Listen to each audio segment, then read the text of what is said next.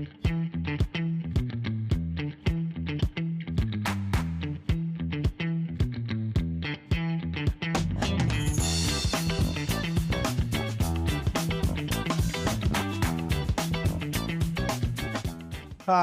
I'm Brian Dunn, and welcome to the most important podcast ever.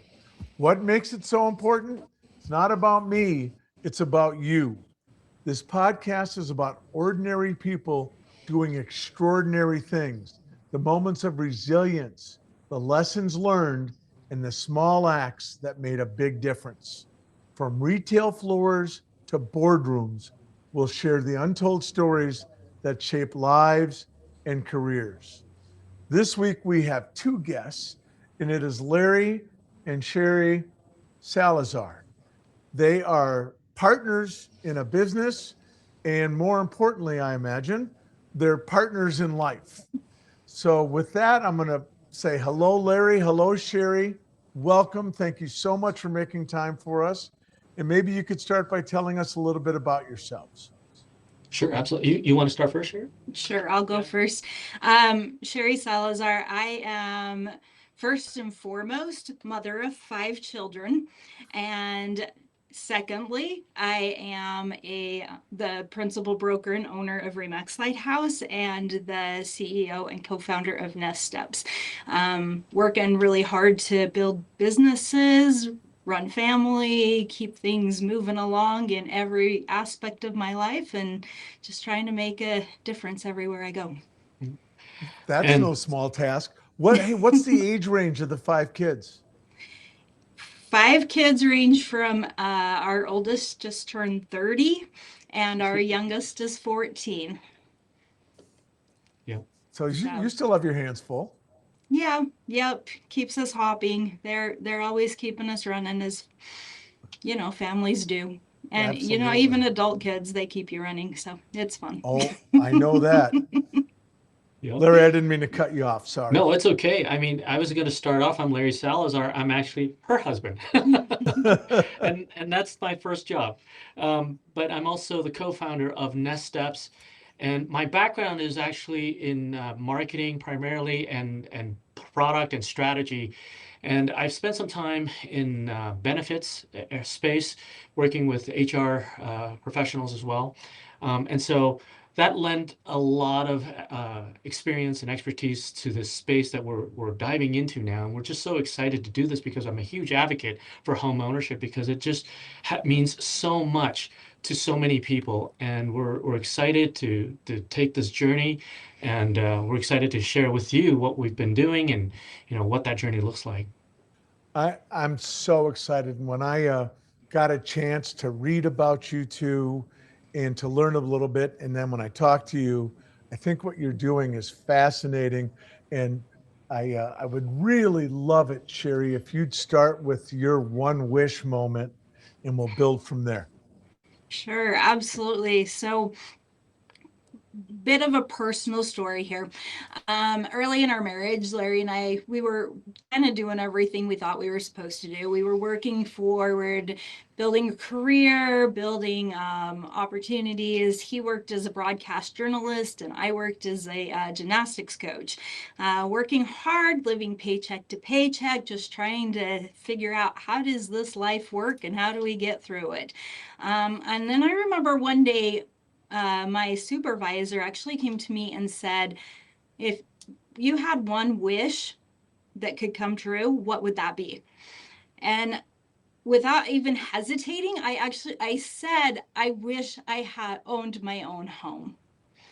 And it wasn't really just about a place to live. It was something deeper. It was a feeling. It was aspirational. It was something that represented stability, peace of mind, feeling that we were getting ahead, not just surviving. It was something I really, really was passionate about, and I didn't even realize it before that moment. But life happens, and that wish did not come true right away. It took another 4 years before we actually got to where we wanted to be, 2 relocations, 2 career changes, and multiple states that we lived in before we were able to buy our first home. So when I look back at that, I go, Could I have done it sooner? Probably, but only if I had known what to do, how to get Right. there. You know, Right. that was what it was all about. And I didn't have any direction. We didn't know how to get there. There was nothing teaching us or showing us the way. So that was something that was really important to us, that it took us a long time to get what we wanted.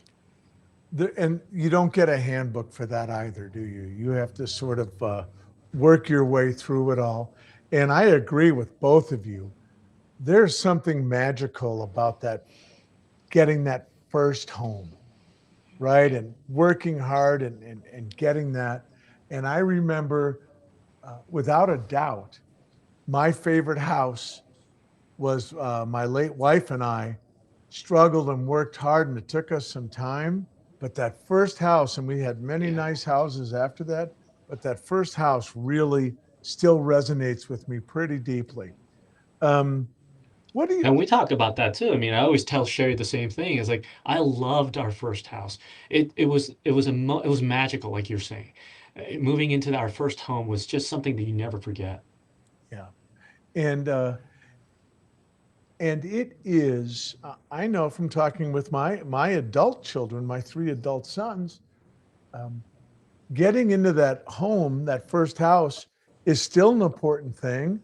And it's certainly not necessarily any easier. And in many ways, it's kind of tougher right now, maybe. It is. It is. It gets to be a real challenge for people. They don't know. Most people, you hear the narrative all the time in the media and in conversations with people in the streets. They just basically say it's not possible. Homes are too expensive. There's no way I'll ever be able to afford it. There's no road path for me, no way for me to get there. And you hear about interest rates. Interest rates are higher. And then when interest rates come down, as you both know, and I'm talking to the pros here, the price of housing goes up. I mean, it's really a That's right. tightrope people are walking. It And is. I want to get more into that with the two of you and how you're thinking about this, because I think you have a really interesting idea and model. But I want to ask, what's it like being married, parenting five kids, and starting and growing multiple businesses together? Well, it's definitely a challenge, right? It's been kind of a roller coaster of life. Um, I actually started my first business many years ago. Uh, Larry was working in the corporate world, and I started a dance studio. I had always wanted to own my own dance studio and to be able to teach that. And I had an opportunity that popped up that was like, okay, let's go for it. Let's jump in and do this. The one thing that was important was that at that point, Larry had the corporate job. So he was holding the reins, keeping the finances secure, making sure we could continue to doing things. So I was able to jump in and build my dream while he worked his butt off, honestly, to keep our family going and to keep things working. It did get to be a challenge with that particular business because we had four kids, and then it came to a point where I was expecting my fifth, and all of the hours for that particular industry is after school hours. I had young children, I was having another baby, and it just came to a place where it was like, you know what, my kids need me more.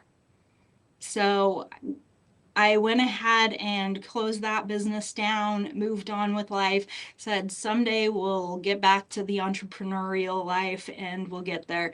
But continued working, Larry continued working his corporate job, kept pushing forward for that. And then eventually, once my youngest was old enough to go to school full time, I said it's time for me to get back into something, and real estate was my passion. And so that's why I started jumped in as a real estate agent, built that up. And then it was 3 years ago, we decided, okay, it's time for the next step. And Larry and I decided we're going to buy a franchise and jump into as a broker. Got my broker's license, jumped in. It's that. but he was still holding down the fort corporate wise. So we felt comfortable that we had the income coming in. We utilized all of our savings to jump into that. And it was a risk, but we felt really comfortable with it. 6 months later, after we launched the brokerage, Larry's entire department at his company was cut. Mm. And we It's ended tough. up having no income. That's really tough. Yeah, no income, no way to understand how we're going to move forward. And we were just thrown into this situation that was like, okay, how do we do this? We don't have any cushion, any safety net anymore. Right. And at that point, it was more of a, you know what?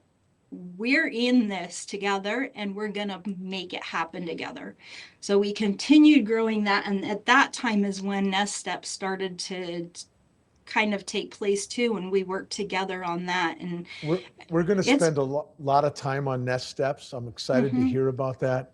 But I'd love, Larry, if you could sort of get us caught up on your end of this partnership. So Well, yeah. Go ahead. Well, I was just going to say it was certainly difficult, right? Jumping into a situation where we started a business and again, I was laid off. And so there was a lot of worries, but what really was helpful was one, we'd been married for at the time 28 years. And so we've learned how to communicate, we learned how to collaborate and solve problems together.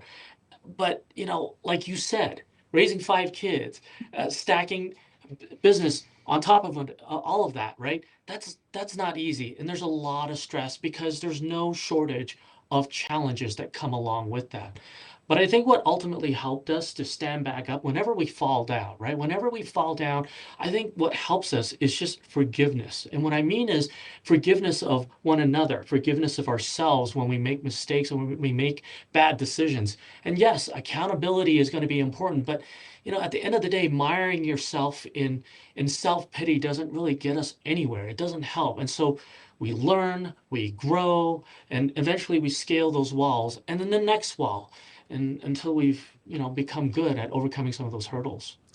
I think that model of the walls is really great for our audience, Larry. I'm glad you raised that, because no matter what it is you're doing, there's always walls and obstacles. There's a saying that man plans and God laughs. And there's always things that come up, and it can be it can be a vexation. It can be very disappointing. It also can be a rich learning environment. Are there lessons you learned through some of the trials that have served you well? Either of you? Lots of lessons.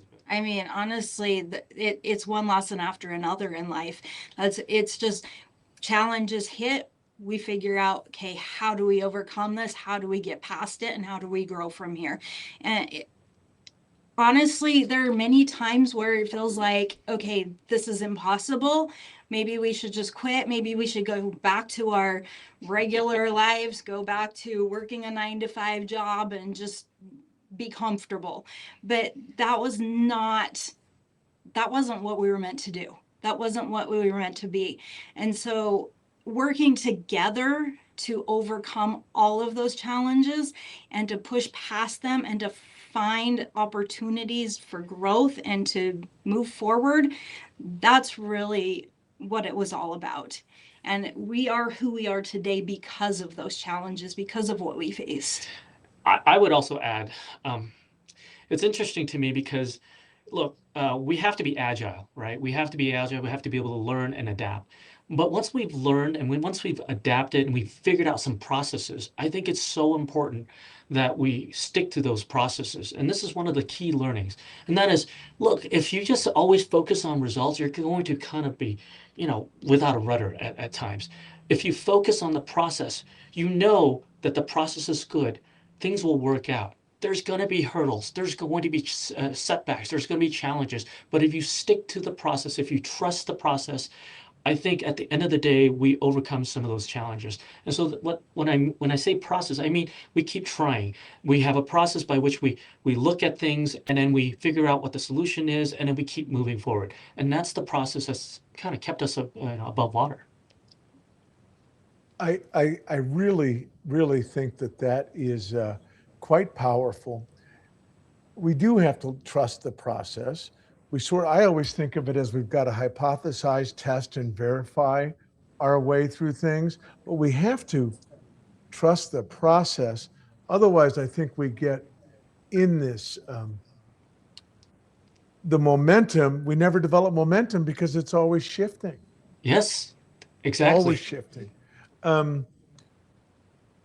I really admire that attitude and that point of view, especially you got 5 kids.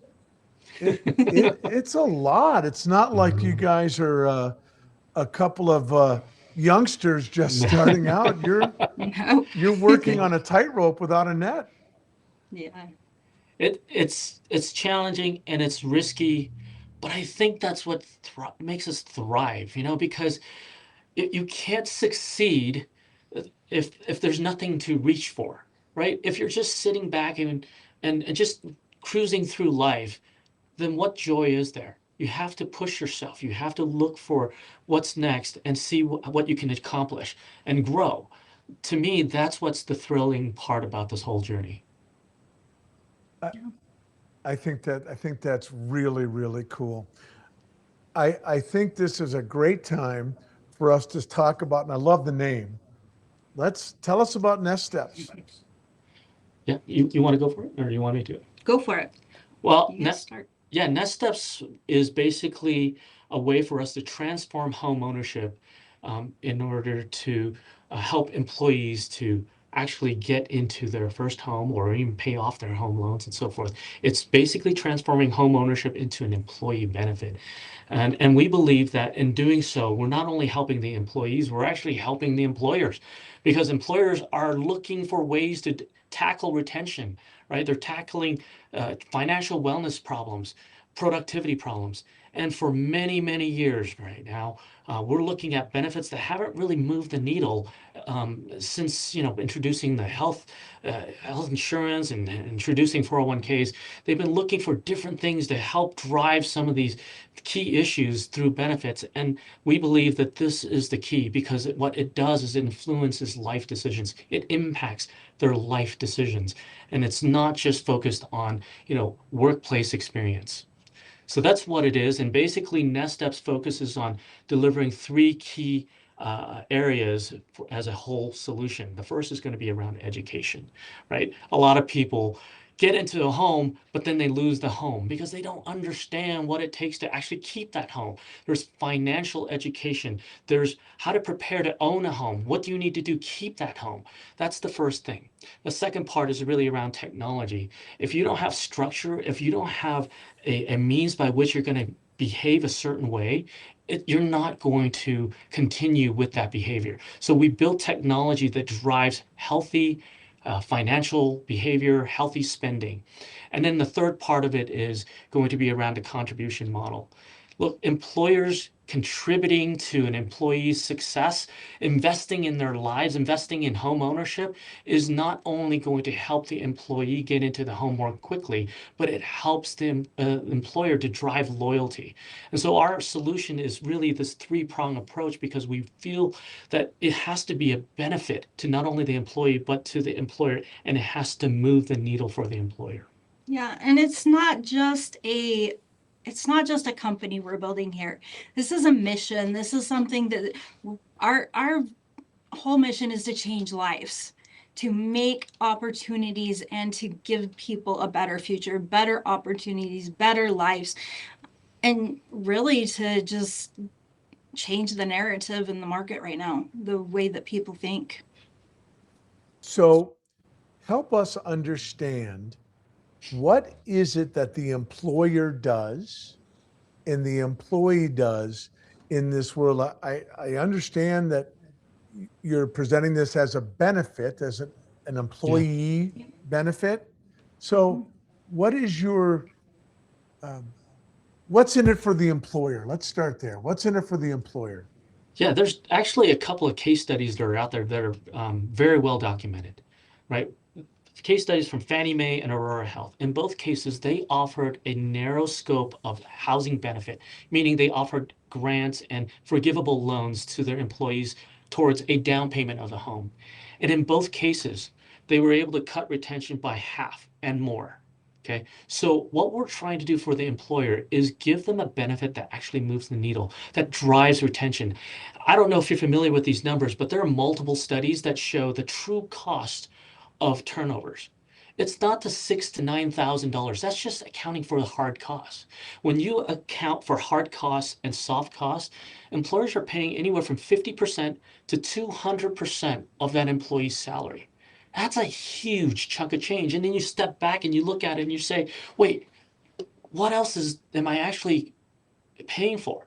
Well, think about it this way. When you lose somebody as an employer, your teams get stretched.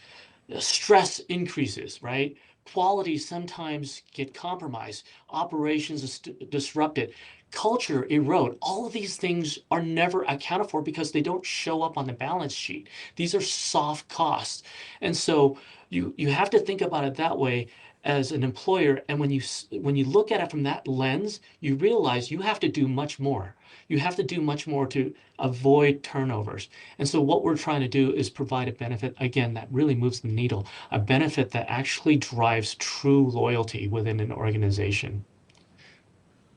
I think that that's very interesting because I know from my prior life, the cost of turnover is much greater Yes. than the hard cost that you're talking about.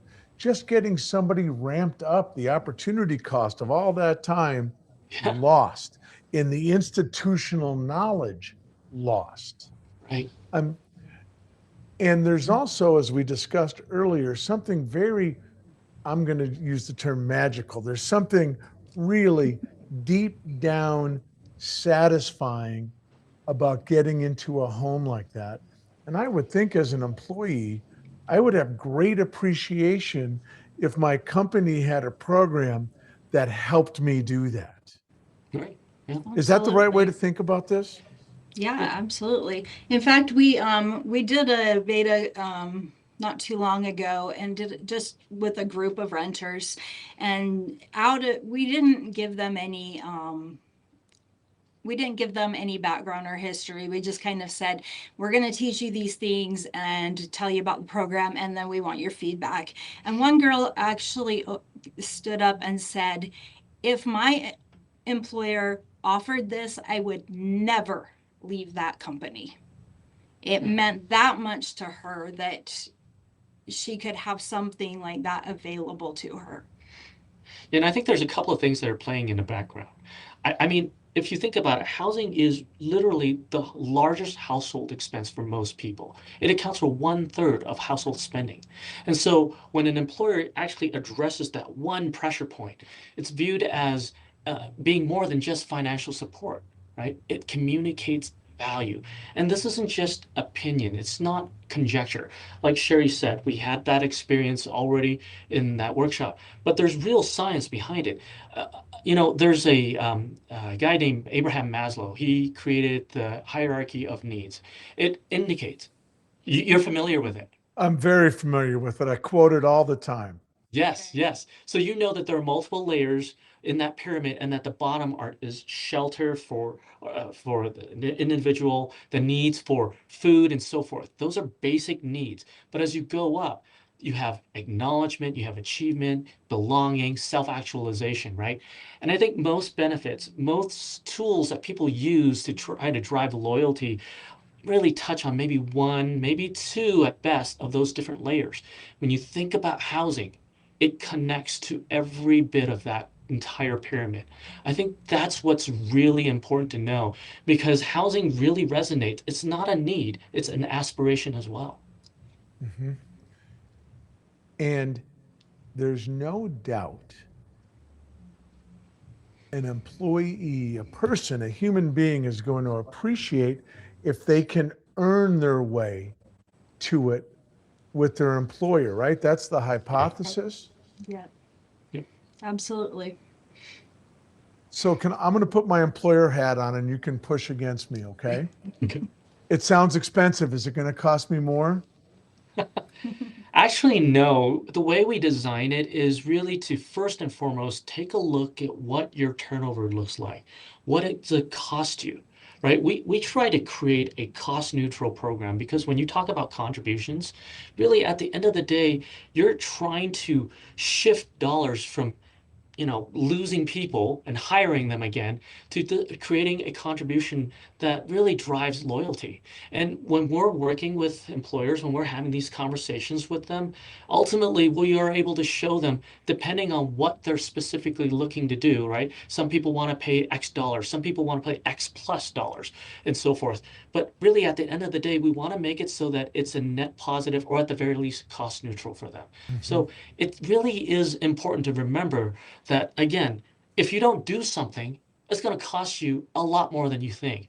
It may not be quantified in some balance sheet, but it's going to cost you because you're going to be stressed about it. You're going to be your hiring managers are pulling their hair out and they're stressing out and people are leaving because the culture is eroding.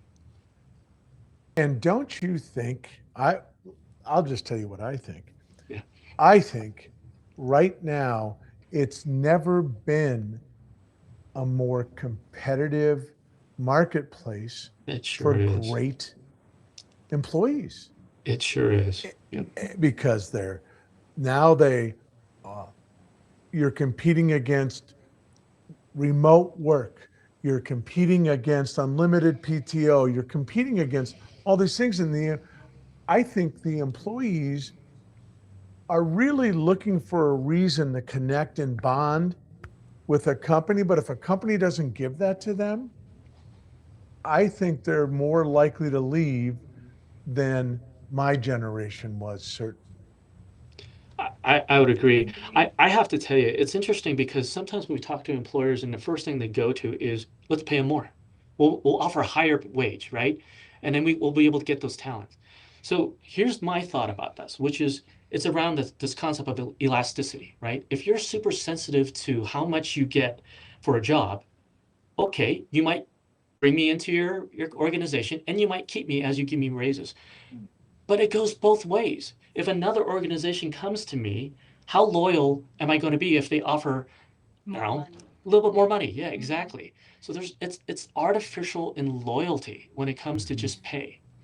And it's interesting if you actually look at those numbers when you compare, say, an employer is going to give you a $3,000 annual raise to, let's say that this employer decides to use our program not only for just purchasing a first time home, but we also have the ability to do mortgage pay down assistance. So let's take that same $3,000 raise. It doesn't make a whole lot of dent in the budget or in the lives of the employees if you're just giving them $3,000 a year. If you put that $3,000 toward a mortgage pay down, the difference is phenomenal because when you pay an extra $3,000 on a typical mortgage, that's generally equal to about one extra payment a year. One extra payment a year can equate to about 7 years of interest savings and over $250,000 off of their mortgage. They Yeah. save that much money. It's very, very compelling when you look at it that way, but it's hard to get people there, isn't it? Occasionally it is. When we explain that to people and show them the numbers and show them the charts that this is what you can do for somebody, then they actually get really excited about it. And even when we're educating the renters and saying, this is what we can do for you and this is what it's going to mean, they do get excited and they like, oh, I've never looked at it that way before. And I think it's because people just don't have that education or that understanding until you give it to them. Yeah. Brian, I'd like to add one more thing too, because I think that when we're talking to these HR leaders and employers and so forth, there's like different groups of people, right? Some people are looking to find a way to solve retention problems. Some people are not concerned about retention, and they're just focused on financial well-being of the employees. Now, in both situations, you have a little bit of a challenge, admittedly, right? Because if you're only focused on financial well-being, you're trying to figure out what are the key performance indicators that you're actually moving the needle, right? And so that's a challenge that we have to help them understand, right? And so through our platform, we actually show them what success they're able to achieve. And on the other end, in terms of the retention problems, again, it, you have to have a mind shift happening here, because you have to stop thinking about everything as in hard cost, because until that happens, it remains an HR problem. It doesn't sit in an executive boardroom where people are talking about, we've got to solve this problem. It's eroding our culture. It's stunting our growth. It's hurting progress and so forth. So those are some of the challenges that we actually do have to overcome. I think that's so smart. It has to become part of the business. People need to understand that turnover is a hard cost. Yeah. And they've got to sort of get their heads around dimensionalizing that. And most importantly, I think the psychology of this is, and please push against me if you think I'm way off base here, today's problems are going to require new answers.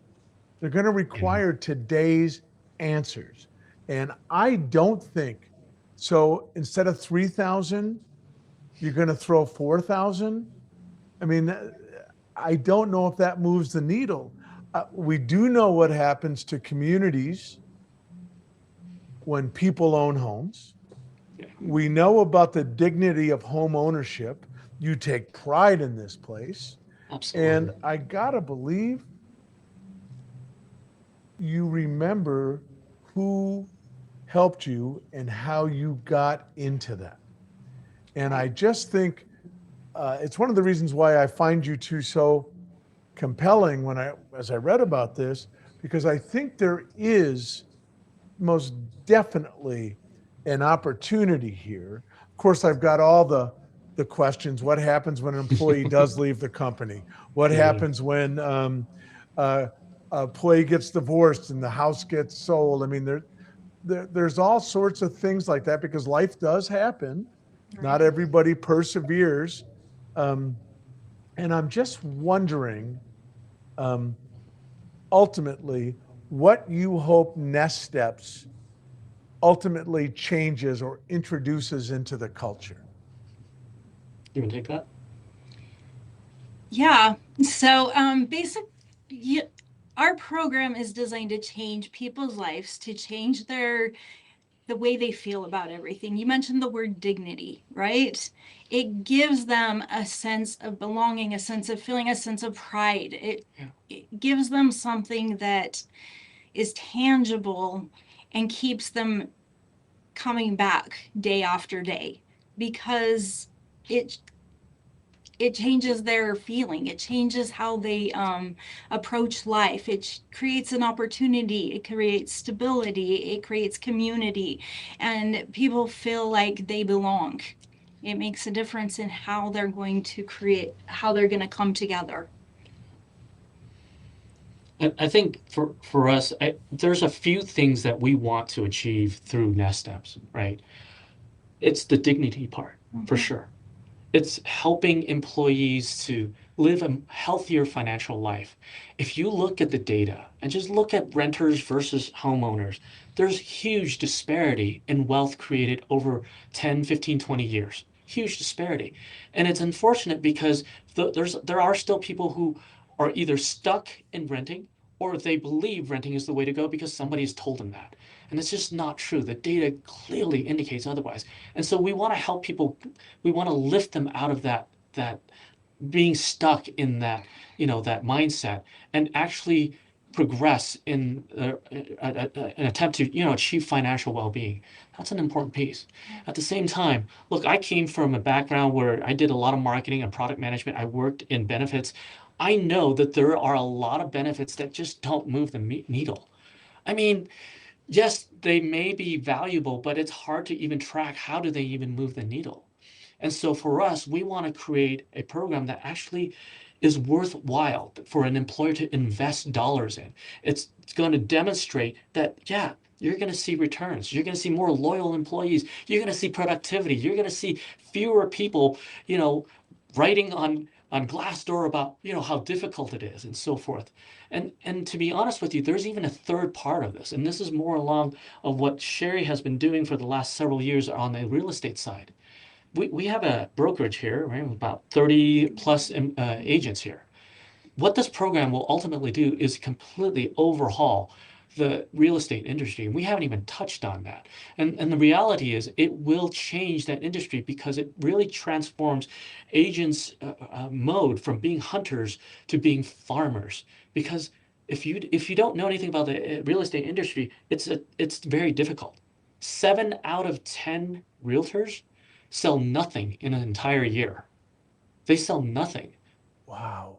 It's tough. And it's because of the model by which they're actually out there hunting for business, getting sellers, getting buyers. They're focusing heavily on digital leads, and the conversion rates on those are between 2 and 3%. Imagine how much you have to do, how much you have to spend to get there.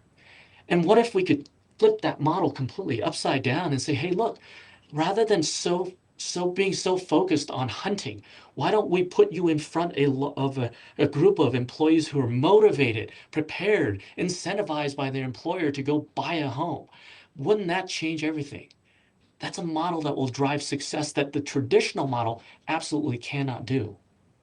I think, Larry, that's right on the money. I also think it's interesting because it also addresses what you were talking about earlier, that you really have to dig to find meaningful benefits if you're an employee. This is a really differentiated approach, and there's some first mover benefit, I would think, to companies or organizations that grab onto this. Well, it's the American dream. If your employer is helping you to achieve the American dream that most people think is out of reach, what kind of a difference can that make in everybody's lives? It's going to change lives. It's going to move the needle because it's going to make a real difference. People look at things right now. Did you know that the average age of first-time home buyers now has ticked up to 40 years old? Wow, I didn't know that. So when we're looking at people, they don't get to buy their first home until 40-ish years old. That's insane. We want people to reach that dream sooner, to get their financial lives in order sooner, and to be able to really change their futures. That's what it's all about. It's making a big difference. As you think about this, and Cheri, I think that is very powerful. Do you think that your audience is more employers or employees, or is it both? Well, our audience can be both because we're helping both. We're moving the needle on both sides of this. Ideally, obviously, when we're selling it into an employer because we're trying to help them to see what their opportunities are for changing those employees' lives. And really, it's aspirational that way. However, obviously, we can talk to employees as well. And we talk to a lot of people who are just regular Joe Schmo on the street who wants something in their lives. There's a lot of people who we talk to who are saying, I'm taking this back to my boss and I want them to do this for me. So we see both sides. Is there a place that people can connect with you to learn more about this? Yeah, absolutely. I mean, we're on LinkedIn, right? People can go to LinkedIn and look for Nesteps benefits. And if they want to go to our website, they can easily go to nestepsbenefits.com. And that's nest, like as in bird nest, right? They can also just email us, and there's contact forms on the webpage, or they can just email us directly on info@nestepsbenefits.com. If you two would send to me your contact, the places people can touch you and touch Nesteps, Yep. I'll make sure to link that on all of our promotional pieces for Oh, that'd be this wonderful. episode. Yeah, that would be Um, wonderful. our time is flying by here. I really think this is interesting, and you probably can tell I'm trying to get my head around this because I think it's so powerful and such connective tissue for the employer employee relationship, which I continue to see, and maybe all old guys say this, but it seems like it's drifting and people are moving more readily because they're managing their careers. And I understand that. And what I really think you've got here is something that can be real a bonding agent between an employee and their employer, but not Yeah. like I hate the golden handcuffs model. I like this as um, enabling your life model because that's really Yeah, what you're talking about here. It really is. it is. And honestly, if you can drive stability in a home, they bring that stability to work with them. That's the bonding agent you're talking about, right? If you're investing in their their life outside of work, they grow closer to you at work. That's the truth. The reality is when we look at the audience, when we look at the different ages, the millennials and the Gen Zs, there's a little bit of a divergence that's going on, right? Mm-hmm. They're looking for more things that are more things that are going to help them today, things that are more tangible. And if you can't recognize what they're looking for, it's hard to connect. That's just how human nature is, right? If you don't know what we want, why would I feel like I'm connected to you? And I think that's the bonding part that you're talking about. Many, well, decades ago, several decades ago, I remember people, executives that I would talk to, that couldn't wait for employees to get mortgages because it stabilized their lives. I think the knowledge of this has always been there, but it's never been enabled by Yes. companies. And I Yeah. think Very I true. think you're on to something really interesting. And I hope I intend to stay connected to you too and to follow your progress.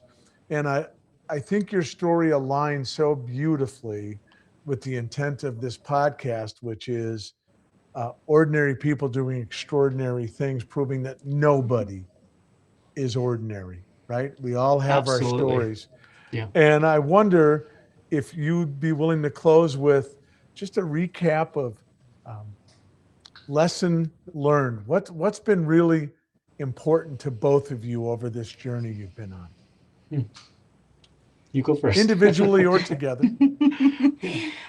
Well, go back to our story. We've built something phenomenal together. We're united and working toward something that's bigger and better and older than anything anyone else has ever done because we do it together. And there's strength in that bond. The same thing that you were talking about with employers and employees. There's a bond there. We can create that bond. There's a bond in doing things as a team and really having a mission that drives us to doing something more and really changing lives and making a difference for people. And that's what it's all about. And I would add, I think honestly, there's always going to be periods of progress and periods of slowdowns, and there's periods of excitement and uncertainty. There's ebbs and flows, right? And sometimes that excitement kind of fades away even a little bit. I would say it's really in those moments that people sometimes kind of wait for motivation to come back to them, right? But progress is never going to be there if you're just sitting around and waiting for it to come. So you have to act on those things. You can't be acted upon. And for me, setbacks and disappointments, they're you're going to have moments of frustration, but you got to get back up. You have to go forward with conviction. And I know it sounds easier said than done, but here's the thing. Here's the part that I try to keep my focus on. That is, look, setbacks feel painful because it's not the norm. If it were the norm, I wouldn't care, right? If it happened all Right. the time, why would I care? So the fact that I have frustrations on it tells me that, man, my journey is actually filled with progress. It's filled with success. And that is what has kept us. And I hope that maybe your audience, if they're going through the same challenges, if they're, going through life, or maybe they're starting a business or something like that, just remember that frustrations are expected, but that's what is expected for anyone who's going through any journey whatsoever. And for us, that just means that we've got lots of successes along the way. Setbacks, disappointments are learning rich environments, aren't they? But you have to be willing to examine it and understand it, not let it to dissuade you or knock you off path, but to learn, Yeah. right? Yep, Yeah. And absolutely. learn quickly and move forward. By way of closing, I want to thank you both, and I'd love to check in with you a year from now and see how it's going, if you'd be up for that. Love And that. well, good, Be because great. I intend to keep in touch with you. I also want to say, as we were talking on our pre-episode call and listening to you talk here, the courage you both have and the faith you have about what you're doing is very powerful to me, and I admire it. It's Thank you. You've got 5 kids. Larry's the safety net while Cheri's off building the dream. And then a lot of people would jump back into what's safe, and you two kept driving forward, and I admire it. And I am a flag waving fan, and I'm pulling for you in a big way. Thank you very much. Really appreciate that. Yeah, that means And, a lot. Thanks. Yeah. and I really appreciate both of you. And I will stay in touch and plus Dara will torment me if that's an inside joke, folks. Sorry. Well, that's it for this episode of the most important podcast ever. A big thanks to Larry and Cheri Salazar for sharing their story. And an even bigger thanks to you for tuning in and listening. If you enjoyed this conversation, please share it with someone who's going to find it meaningful. And I think a lot of people will find this conversation meaningful. A great thing to drop on your HR department next time there's a Absolutely. suggestion box. You can watch and listen to us on our YouTube channel and follow us on all our social media. And we're available wherever you get your podcasts. I want to thank the crew at Streetside Studio 7 and our hosts at Deja Blue House of Coffee. And finally, again, a big thanks, Larry and Cheri. I really enjoyed the conversation, and all the best. Thank you, Take care. Brian. Thank you very Thank you so much.